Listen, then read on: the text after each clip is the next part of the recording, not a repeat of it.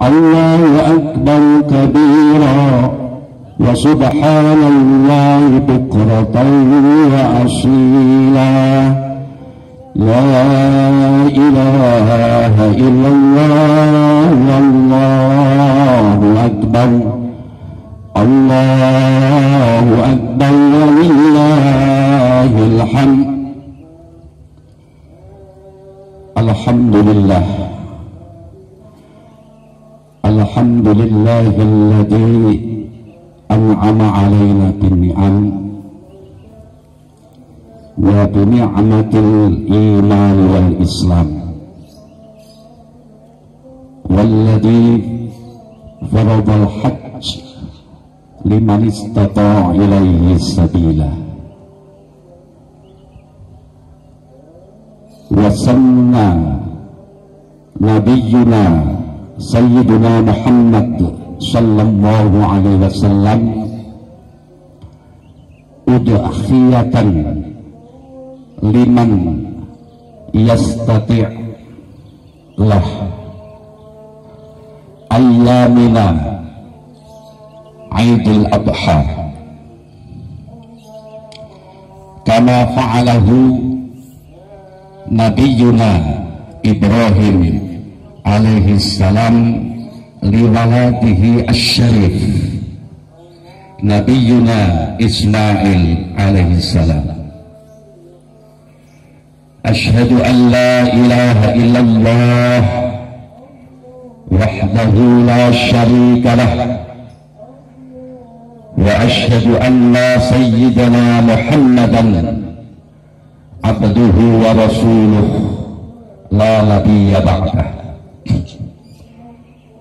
Allahumma salli wa sallim wa barik ala sayyidina Muhammad wa ala alihi wa sahbihi wa sallim ajma'in. Wa ba'd. Qala Allah Ta'ala ittaqullaha haqqa tuqatih wa la tamutunna illa wa antum muslimun. Sidang jamaah salat Idul Adha yang dimuliakan oleh Allah, bahwa pada hari ini tanggal 31 Juli 2020 ketepatan tanggal 10 Dzulhijjah, kita umat Islam seluruh dunia melaksanakan sholat Idul Adha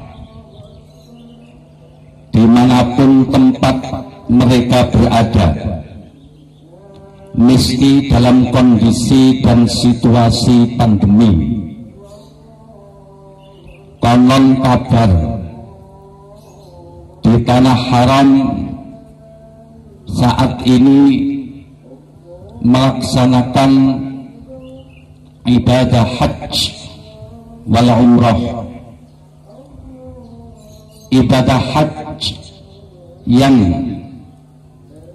dibatasi para hujjat yang melaksanakan ibadah haji tidak lain kurang lebih dari 1.000 orang, karena saat ini masih dalam kondisi lockdown, kondisi pandemi. Alhamdulillah wa syukrulillah, kita semua yang ada dalam komunitas Pondok Pesantren Salaf Modern Danin Banat Al-Muqtadiin Badal Madluwi, Kediri, Jawa Timur, tetap senantiasa melaksanakan sholat Idul Fitri.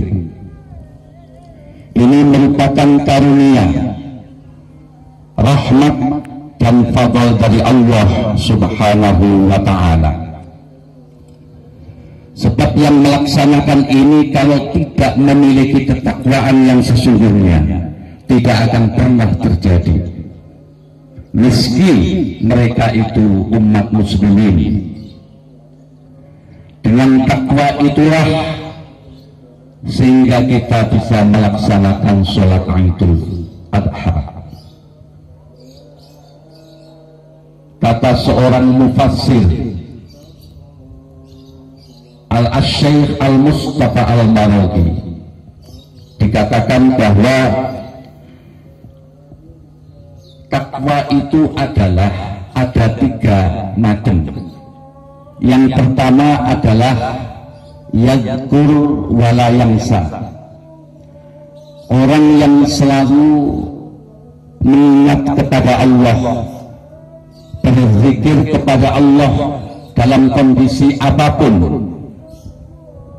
Alladzina yadhkuruna Allaha qiyaman wa qu'udan wa 'ala junubihim wa yatafakkaruna fi khalqis samawati wal ardh rabbana ma khalaqta hadza batila.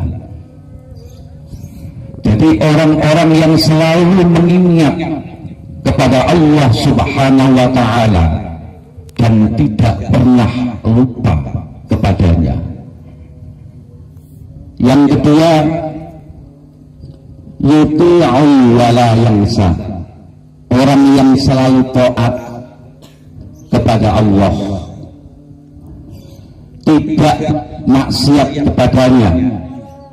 Kalau kita boleh sedikit berilustrasi bahwa ketaatan itu sesuai dengan porsinya.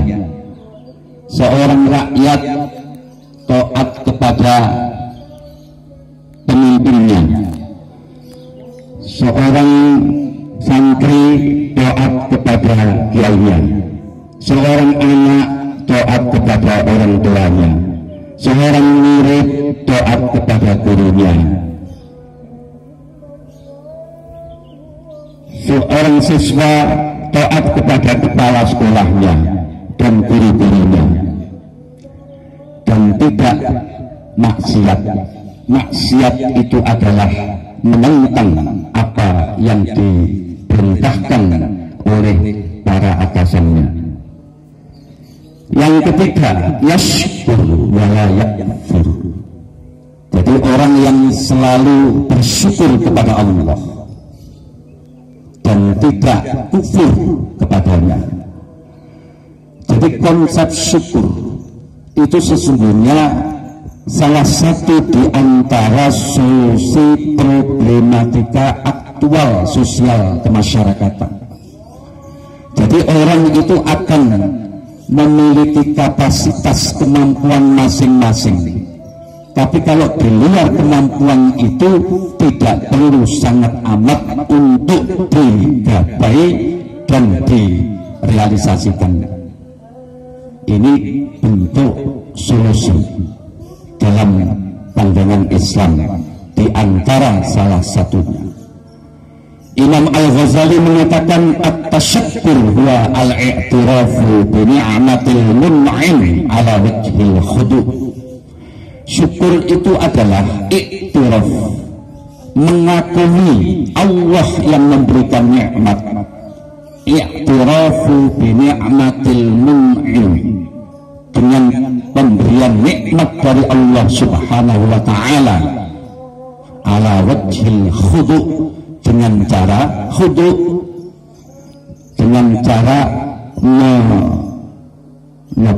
menyerahkan diri, dengan cara tawadhu, dengan cara anggap asal, artinya melaksanakan apa yang menjadi kewajiban mereka. Ini merupakan syukur dalam tingkatan orang-orang yang sudah matang. Kalau syukurnya orang-orang mu'allaf, ad-du'afa wal mustata'afin, orang-orang yang lemah, ini cukup dengan kata-kata alhamdulillah. Ada makanan, alhamdulillah. Alhamdulillah ada makanan. Tidak ada makanan, alhamdulillah. Mungkin kita oleh Allah diuji kesabarannya. Insya Allah nanti akan ada makanan. Itu namanya syukurnya orang-orang yang lemah, orang-orang ad-du'afa wal mustad'afin. Para sidang jamaah sholat Idul Adha di pondok pesantren Al-Muqtadiin yang dimuliakan oleh Allah.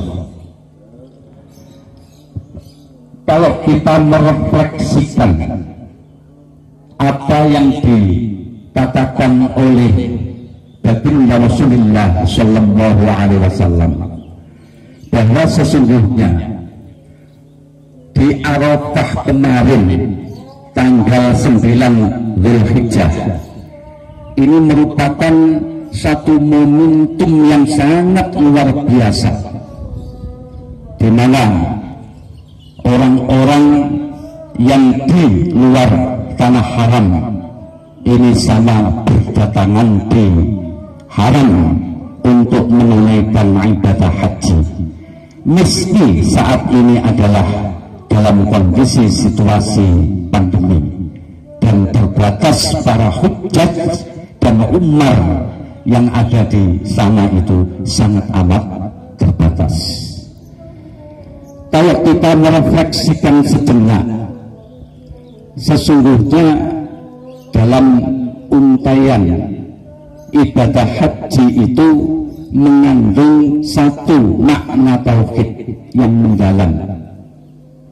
Makna tauhid yang saya maksud ini adalah merupakan sesuatu yang menggerakkan hati umat manusia, di mana manusia itu bisa berkomunikasi dengan Allah Subhanahu wa Ta'ala yang memiliki semuanya yang ada di permukaan ini. Tanpa ada satu keimanan yang kokoh, yang kuat, maka tidak akan pernah terjadi orang-orang itu menunaikan ibadah haji. Di samping itu, ibadah haji itu merupakan rukun iman yang ke-6, rukun Islam yang ke-5. Dan ini bagi yang mampu menunaikan harus berangkat ke tanah haram. Di situ ada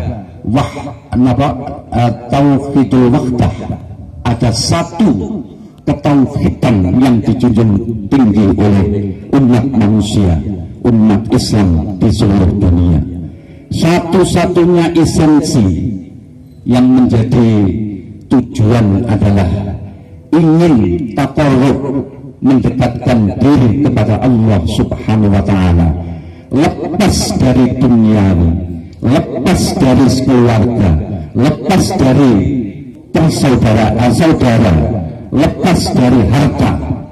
Semuanya adalah intihaz li fursah til ghayat, yaitu kesempatan untuk konsentrasi, tidak lain dan tiada bukan untuk semata-mata panggilan Allah Subhanahu wa Ta'ala. Disitulah doa-doa mustajabah yang apa kita butuhkan itu akan diijabahi oleh Allah Subhanahu wa Ta'ala. Al-hujjaj wal ummar waqtullahi azza wa jalla idza sa'alu a'tahum. Jadi orang-orang yang haji berikut orang-orang yang umroh itu adalah tamu Allah Subhanahu wa Ta'ala. Jika mereka meminta, Allah kasih apapun permintaannya. Maka orang-orang yang susah, orang-orang yang stres, biasanya umroh, kemudian kalau punya kesempatan biasanya melaksanakan haji, itu tidak lain adalah semata-mata untuk menghilangkan kestresan mereka. Yang susah menjadi senang, yang tidak dipenuhi hajatnya oleh Allah dipenuhi hajatnya. Ini wa idza sa'alu a'tallahu lahum wa idza da'au ustujiba lahum, ketika mereka berdoa oleh Allah diijabahi. Ini yang ada di tanah haram, banyak titik-titik doa mustajab yang dilakukan oleh jamaah haji dan jamaah umroh. Itu satu. Yang kedua, ukhuwah. Jadi di situ ada ukhuwah yang luar biasa dari berbagai eksteritorial madhab, eksteritorial tempat, baik itu kulit hitam, kulit kuning, kulit putih dan lain sebagainya, bersatu padu mereka melaksanakan ukhuwah. Jadi ukhuwah Islamiyah yang nyata itu ada di dalam proses ibadah haji. Demikian pula di situ yang ketiga adalah at-takaful al-ijtimai. Jadi ada solidaritas masyarakat. Jadi semua yang ada di sana, yang jualan itu juga memiliki keberkahan dari tamu-tamu Allah Subhanahu wa Ta'ala. Yang ibadah haji mendapatkan keberkahan, sebuah pelayanan yang cukup kuat, baik dari negara di mana mereka datang maupun negara Saudi. Ini ada satu peristiwa yang cukup menarik, dan itu pun juga sulit untuk dijangkau oleh akal manusia. Ketika serban itu hilang, kemudian mencarinya sudah nggak ketemu, dan waktu itu ada di maktab. Ketika keluar menunaikan rangkaian ibadah haji, serban itu hilang, bendera itu hilang. Tapi ketika orang itu melaksanakan doa, melakukan doa kepada Allah Subhanahu wa Ta'ala, ternyata apa yang diminta itu oleh Allah itu dijabahi. Subhanallah. Ketika diantarkan oleh seseorang, orang itu namanya seorang Abdullah, hamba Allah.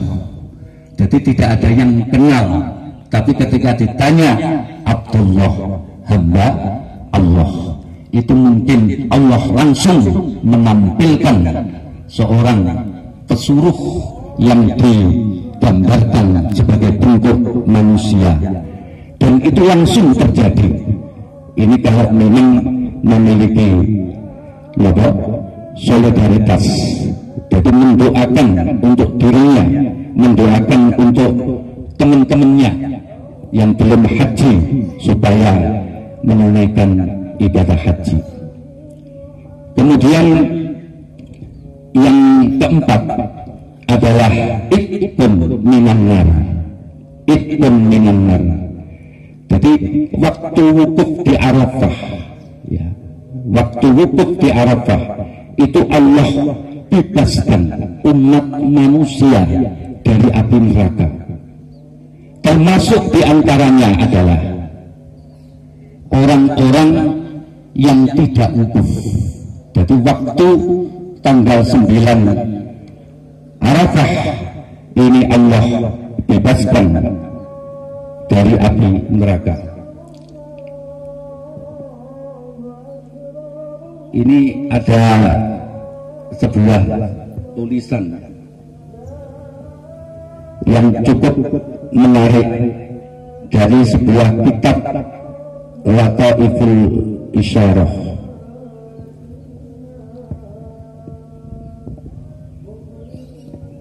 Tapi nggak begitu jelas.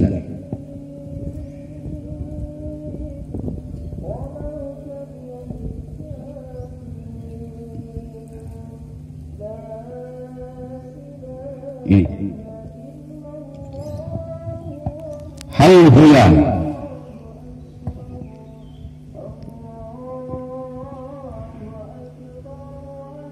hal waqtu Arafata khasun bi ahlil mauqif. Ini dalam sebuah kitab.